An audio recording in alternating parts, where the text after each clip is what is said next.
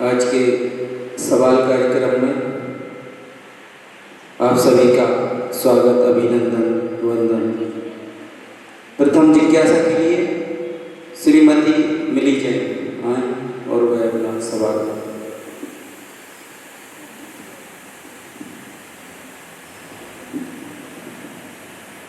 महर्षि के चरणों में तैनात नमोस्तु नमोस्तु नमोस्तु। महर्षि, कायशल करने का सही तरीका क्या है और कायशल के कितने दोष होते हैं? देखो, ऐसा है, मुनि महाराज जी के 28 मूल गुण होते हैं और 28 मूल गुणों में 6 आवश्यक होते हैं। उन 6 आवश्यकों में एक कायसल नाम का आवश्यक भी आता है।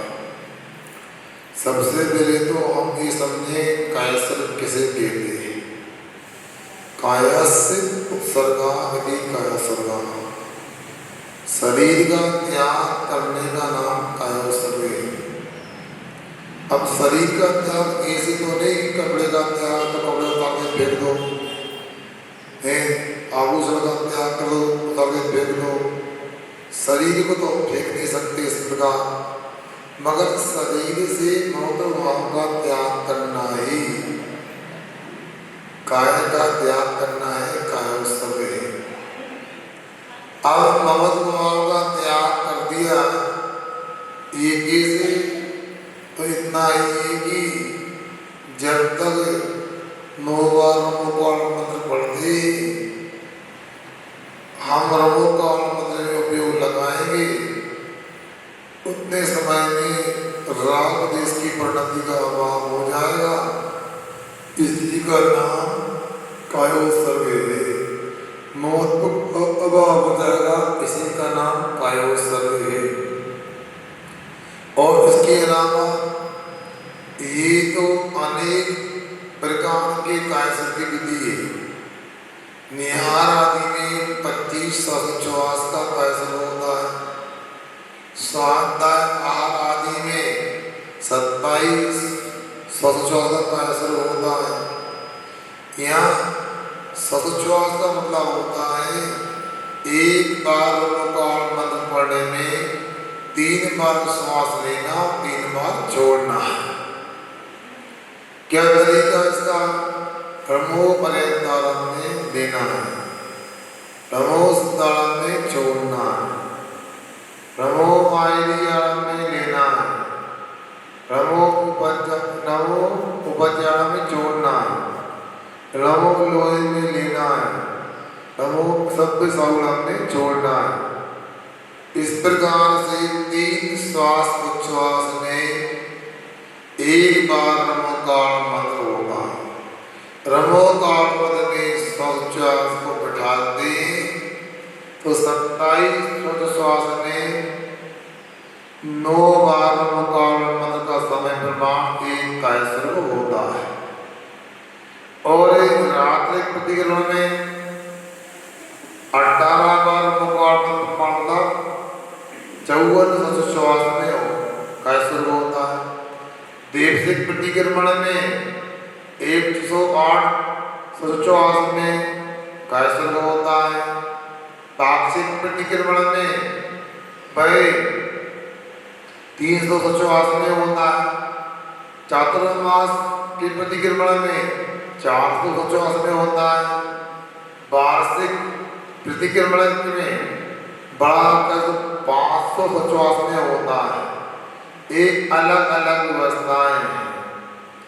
और बाहुबली भगवान ने तो 1 वर्ष तक कायसल लगाया, बाहर से शरीर से 1 वर्ष तक खड़े हो गए और अपनी परिणति को ममत्व भाव से रहित किया था। तभी तो देखो उनके पैरों में बाबी बन गई थी, बाहु में पैरों में लताएं लपट गई थी, सांप बिच्छू विचरण करते थे, इसे वृक्षों पर विचरण करते हैं। ऐसी कायोत्सर्ग की महिमा है। ये अपने को समझना चाहिए। फिर पूछा कायो सभी में दोष कितने होते? मूलाचार में 32 दोष बताए कायो सभी, उनमें मूल में तो 3 ही पेड़, 5 मान ले हम। कैसे? काय का व्यापार, खोटा व्यापार करना, या काय का हिलना डुलना, वचन का प्रयोग हो जाना, मन का चंचल हो जाना, अनादर होना, विस्मरण हो जाना, ये सब कायसर के अधिचारों को जानना चाहिए। ऐसा जहाँ तक मुझे स्मरण है आपके सामने प्रश्न रख दिया। श्रीमती सुनीता जैन और तैयार रहेंगी श्रीमती राशि जैन।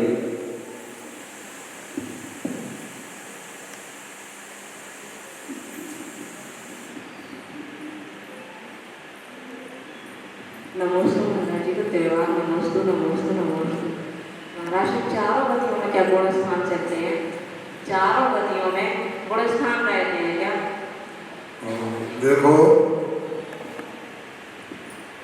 इनका जो प्रश्न है गुणस्थान को लेकर के,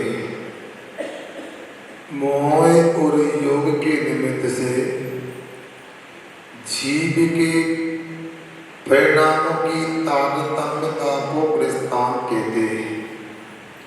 गुणस्थान 14 होते थोड़ा स्वाध्याय व्यवस्थित करोगे तो ये सब प्रश्न अपने आप आपको समाधान को प्राप्त हो जाएंगे।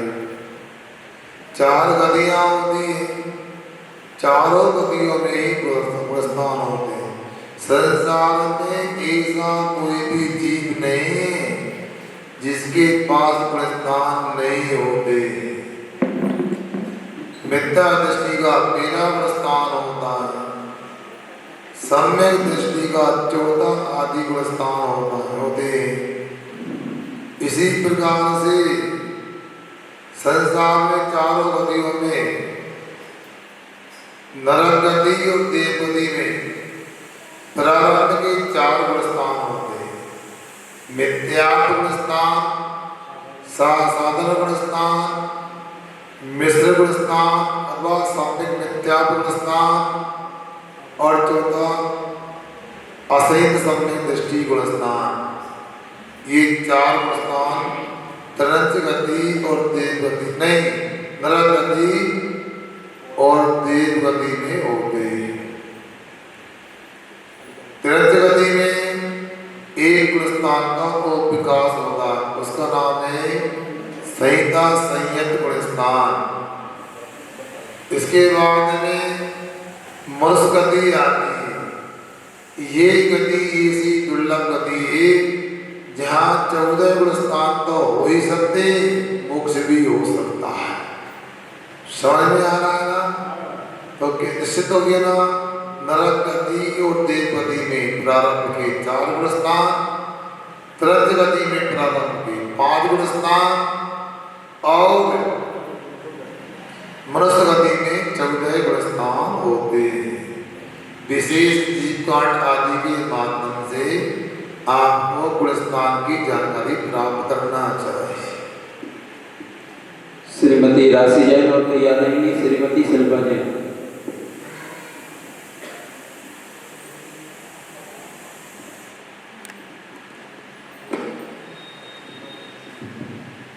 पूज्य मुनीश्री के पावन एवं पुनीत चरणों में मेरा बारंबार नमोस्तु नमोस्तु नमोस्तु महर्षि।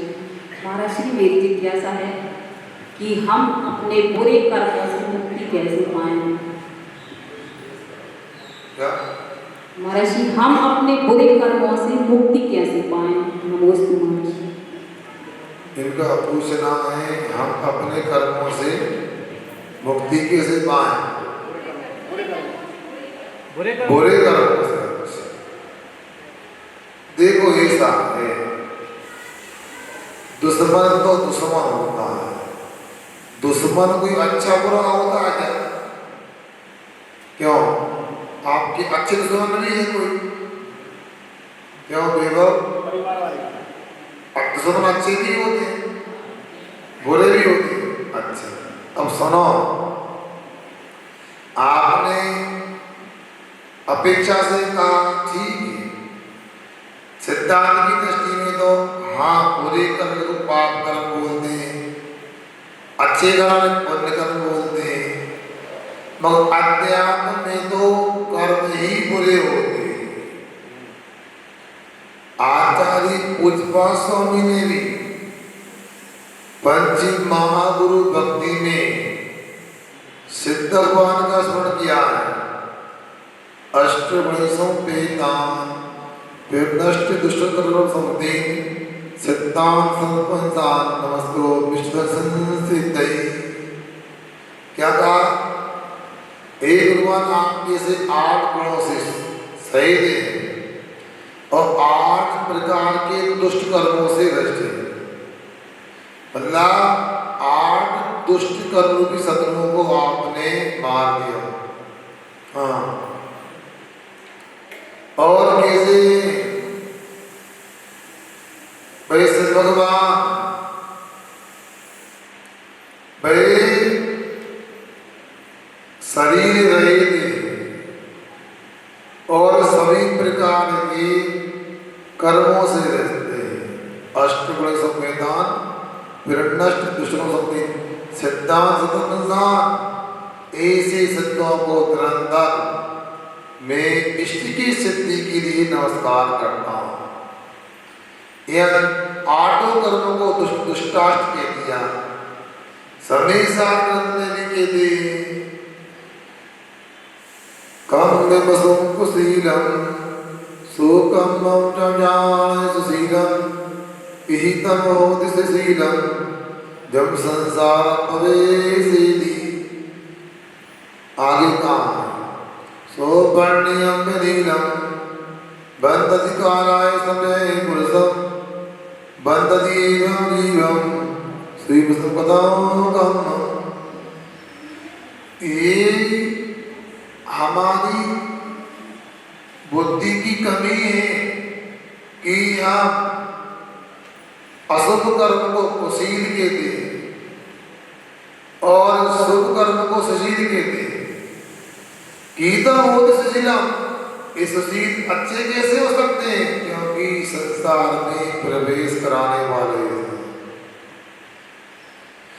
फिर उदाहरण दिया, सोने की बेड़ी हो अथवा लोहे की बेड़ी हो, दोनों ही जीव को पराधीन करने वाली। बेड़ी अच्छी बुरी होती है क्या? बोलो, दोनों ही बांधने वाली होती है। उसी प्रकार कर्म तो कोई भी अच्छी नहीं, फिर भी सिद्धांत दृष्टि से देखिए ठीक है, कर्म तो यही है, पहले बुरे कर्मों से बचना है, मतलब पाप कर्मों से बचना है और पाप कर्मों का ही नाश करते हैं। पहले ही अपने को पता लगाना कि ये कर्म आगे कहाँ से है। क्या तुम लोग तो बड़े सेज हो, बिना बुलाए भी कोई घर पहुंच जाते हो। क्या ये बेबक आयुष, तुम लोग तो बिना बुलाए भी कोई घर पहुंच जाते हो। घर में ऐसे नहीं होते, बड़े स्वाभिमानी हैं, उनको तो बुला हुआ लेवा हुआ और चला हुआ तीनों चाहिए।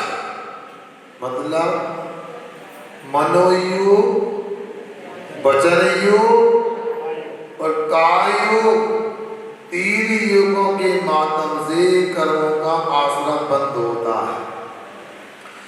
आखिर आश्रम बंद का कारण क्या है?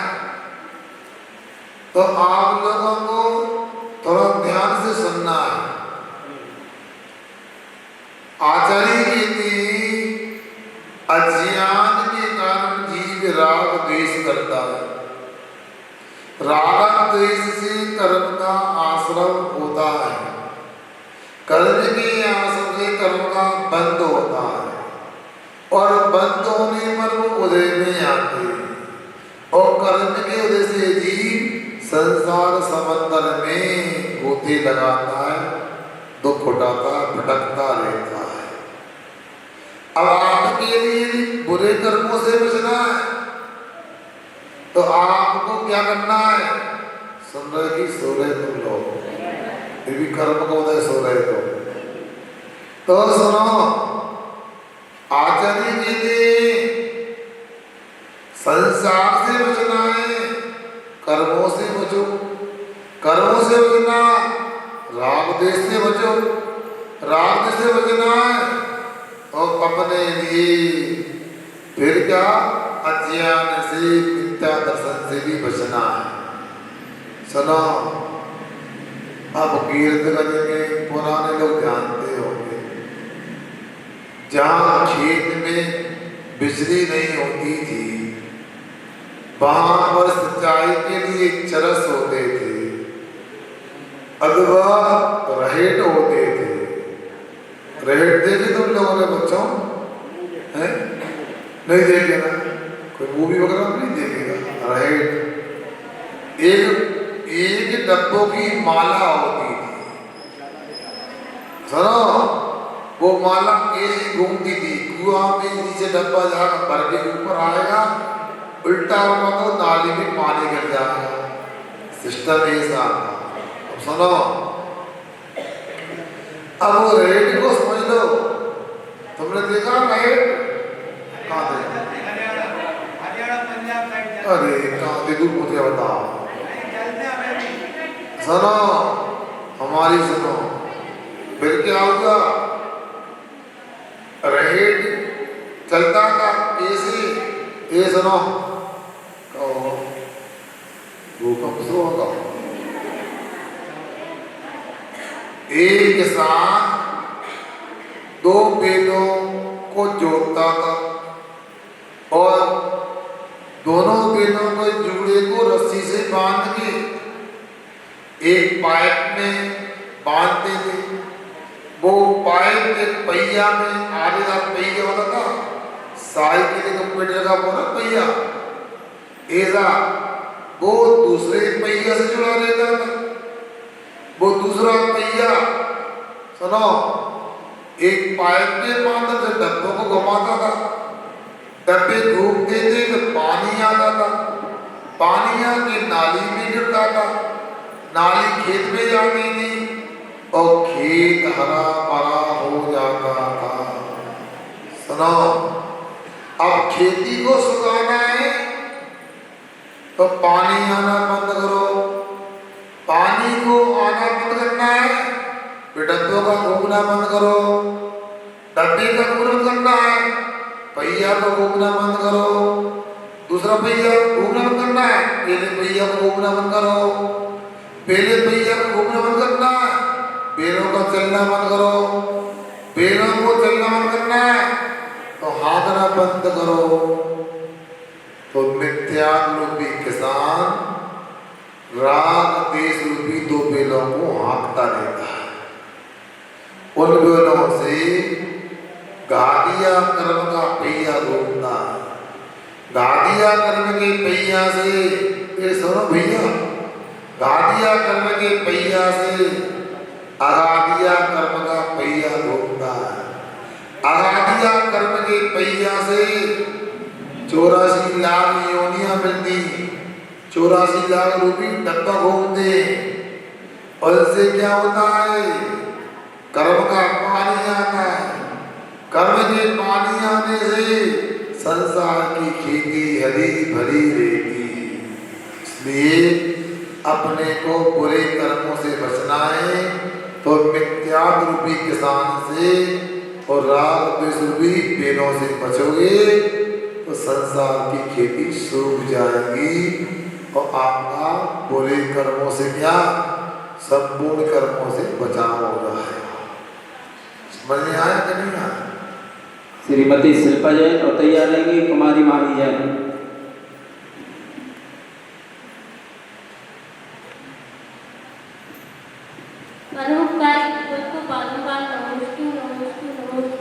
महाराज जी, जैसे हम लोग व्रत करते हैं उसका उद्देश्य नहीं पता रहता, व्रत क्यों करते हैं, तो उसका उद्देश्य आप सारा बता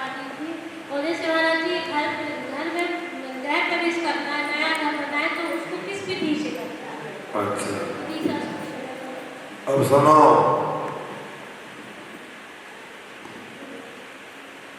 व्रत करने से तो पापों का संबंध और पापों की नजरा होती है, और हमेशा जब भी व्रत करते हैं तो कर्मक्षयार्थम करना चाहिए, सुना ना। इसलिए संसार के विषयों की अपेक्षा को रखे कोई व्रत नहीं करना चाहिए, क्योंकि हमारे यहाँ त्याग करने को कहा है तो बाहर का त्याग भी अंतर के त्याग के लिए होता है। संबंध स्वामी ने स्वयंभू स्तोत्र में कुंतुनाथ भगवान की विनती करते समय लिखा है, क्या लिखा है? भयं तपा परमतो शरणश्रमस्व प्रेमात्मका तपसा परिवर्तनार्थम। क्या कह दिया?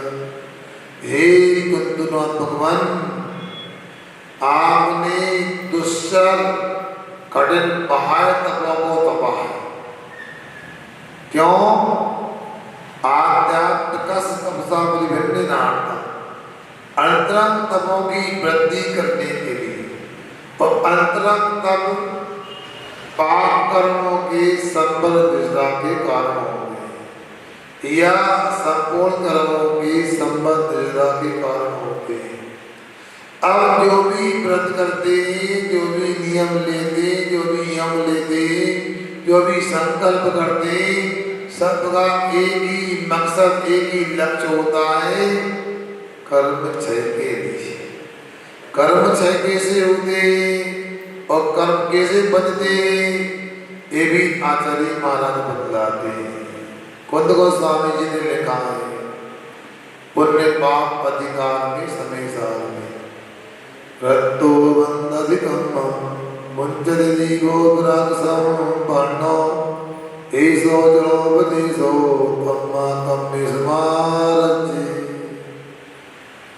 रागी कर्म से बंधता है, रागी कर्म का बंध करता है, जबकि विरागी कर्म से छूटता है। इसलिए अपने को किसी प्रकार से राग द्वेष रूप कर्म को नहीं करना। तम्मा तमिस महाराज, किसी भी क्रिया में राग नहीं करना। ऐसो जो देशो, ये भगवान नेत्र का उपदेश है, सुन रहे ना।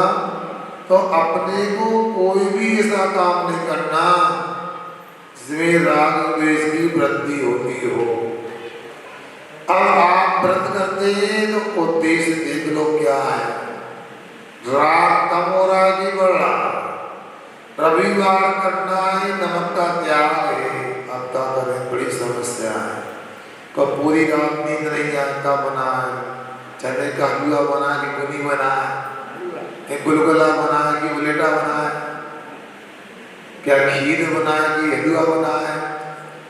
अब रोटी का त्याग करना, जो नमक से के बिना खाएंगे नहीं, और अनेक प्रकार के व्यंजन तैयार करेंगे। राग बड़ा की घड़ा है, तो अपने लिए विचार करना है। जो भी व्रत कर रहे, अब उपवास किया है, उपवास के अच्छे चटकीले भड़कीले वस्त्रों को पहन लिया, कोई मेहंदी वगैरह सब लगा ली, राग बड़ा की घड़ा। तो आप लोगों को हर जगह ये ध्यान रखना, जिसमें राग घटे वो सच्चा व्रत, राग बढ़े वो व्रत नहीं, बहुत काल्पनिक व्रत है। अपने लिए हमेशा लक्ष्य बना के काम करना चाहिए। इसलिए संसार की कोई विषयों की पूर्ति विषय लोगों के लिए व्रत नहीं किया जाता। फिर हमारा घर गृहस्थी का काम कैसे चलेगा? आप नीक अंग के साथ में व्रत उपवास करोगे तो जैसे किसान को अनाज के पहले घास भूसा मिल जाया करता है, बेसाई साधक के लिए कर्म निजरा के साथ में साथ से पुण्य कर्म का भी आश्रय बंद हो जाया करता है, मांगने की कतई आवश्यकता नहीं। आगे कुमारी माही है और तैयार रहेंगी कुमारी सारिका जी।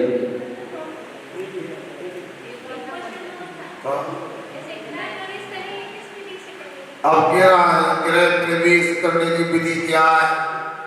अरे सुनो तो, गृह त्याग करने की विधि हमें पता है, अब गृह प्रवेश की विधि कैसे बताएं? फिर भी ऐसा है, मुहूर्त वगैरह देख करके गृह प्रवेश के अपने मुहूर्त वगैरह होते हैं। इंदौर से वर्धमान पंचांग कैलेंडर निकलता है, उसके एक कॉलम में गृह प्रवेश लिखे देते हैं, महाधिग्रहण चाहिए, मुहूर्त वगैरह देख करके करो, अच्छी बात है। अन्यथा जल्दी भी करना है तो चौकड़ियाँ देख के भी कर सकते हो। महर्षि के चरणों में त्रिवार नमस्तु।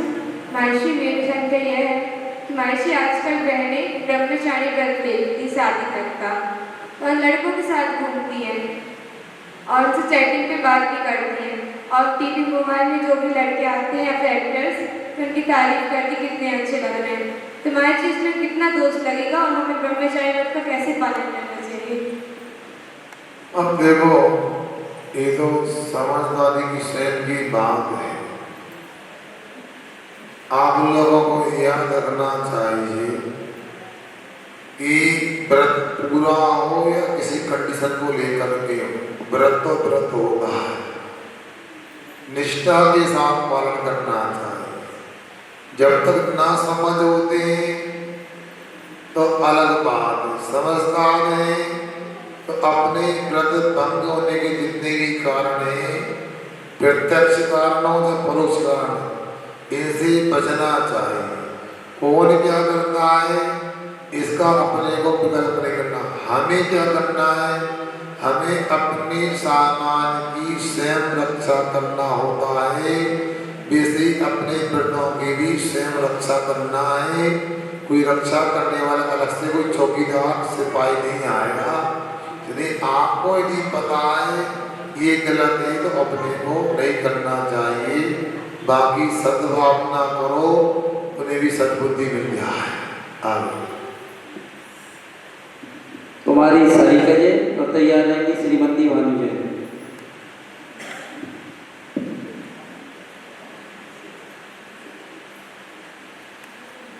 हो गया तो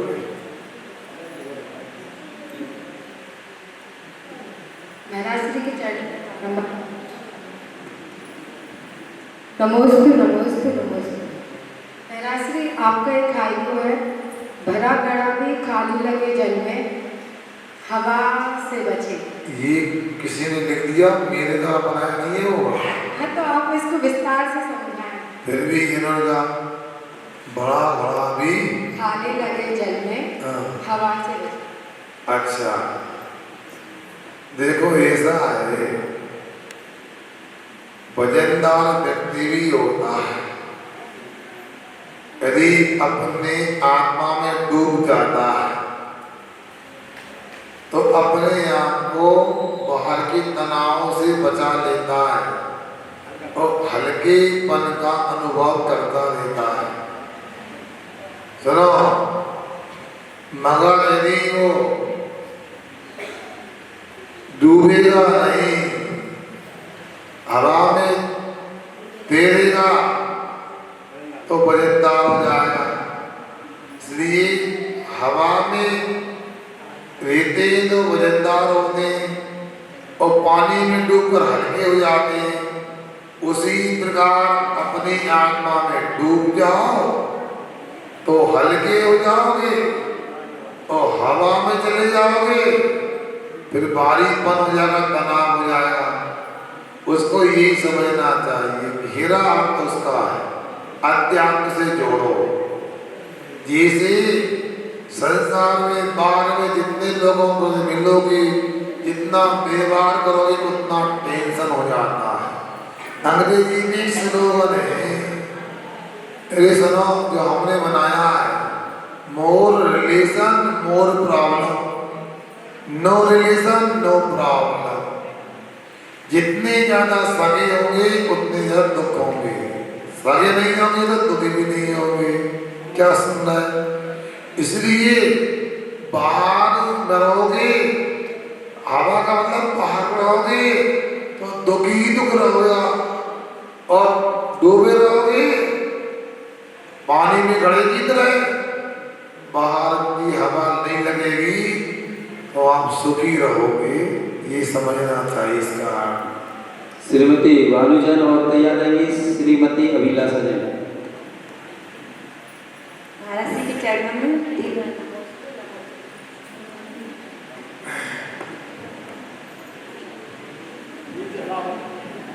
नमस्ते महाराज, नमस्ते महाराज जी। हमारा प्रश्न है कि सम्यक दृष्टि की परिभाषा क्या है, और सम्यक दृष्टि जीव की परिभाषा क्या है? सम्यक दृष्टि हम कैसे समझेंगे? हम सम्यक दृष्टि हम कैसे समझें? हम सम्यक दृष्टि। अच्छा, इनका कहना है कि सम्यक दृष्टि की क्या पहचान है, कैसे समझे?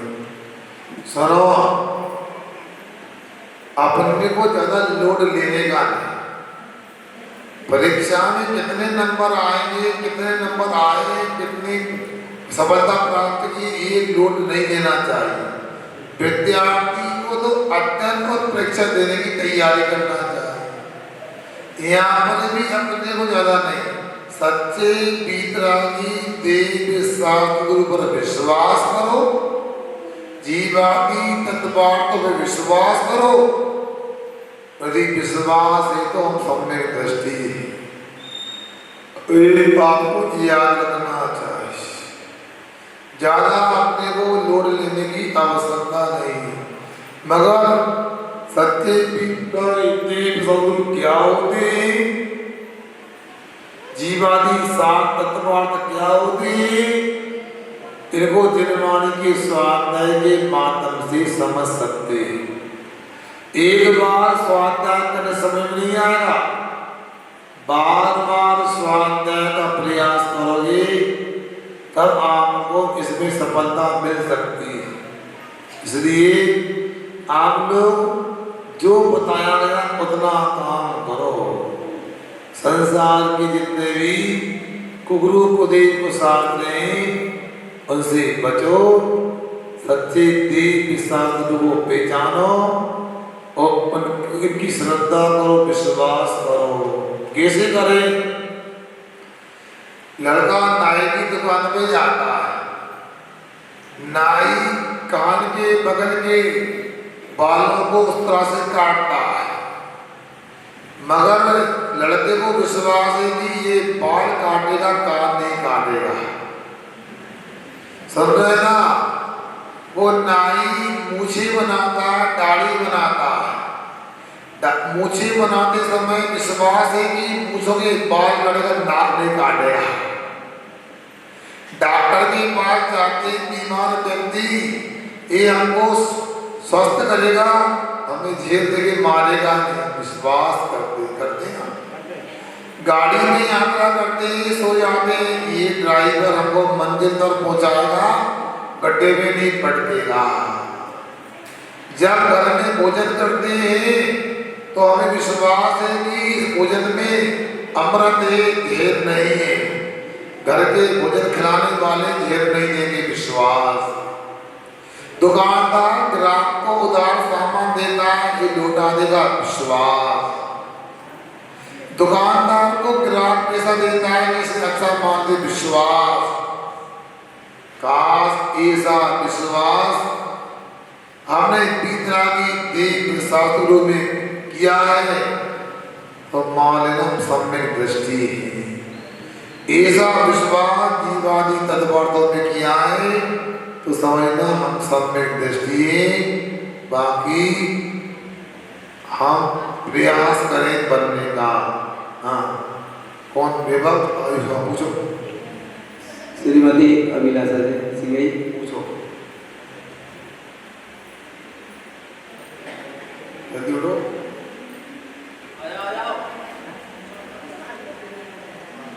गाड़ी वाले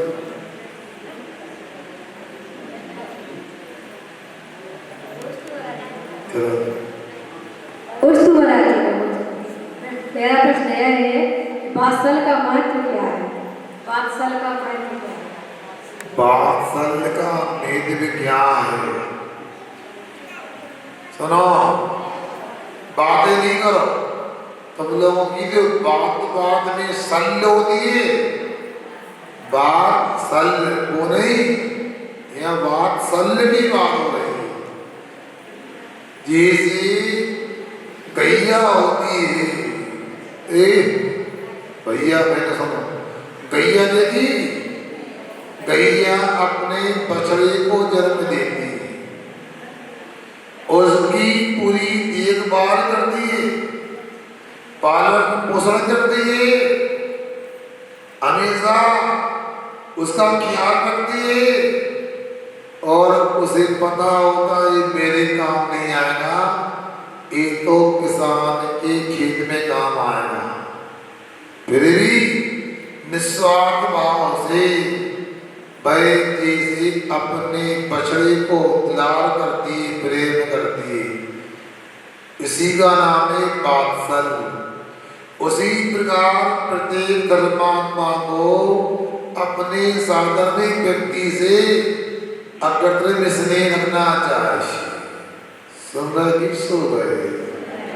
चौका लगन लगो तो दर्शन करने आ गए, क्लास में आ गए, चौका बंद होगा तो आना बंद कर दिया। सुनो, कोई मंत्र वगैरह चाहिए किसी से तो आने लगे, काम सिद्ध हो जाए। किसी से पैसा उधार लेना है तो जय जय जय करने लगे, पैसा मिल गया तो वो फिर मांगना नहीं। ये बात चल नहीं। हमें तो जो अहिंसा धर्म में विश्वास रखता है, अहिंसा धर्म का पालन करता, ऐसे प्रत्येक शख्स से गाय का बछड़ा की तरह जैसे प्रेम होता है, ऐसा प्रेम करना ही वात्सल्य होता है। इसकी क्या महिमा?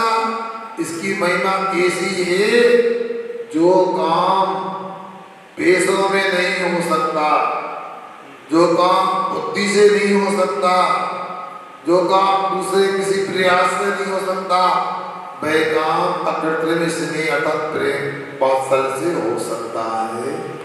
इससे बिगड़े काम भी बन सकते हैं। श्रीमती नीतू जैन।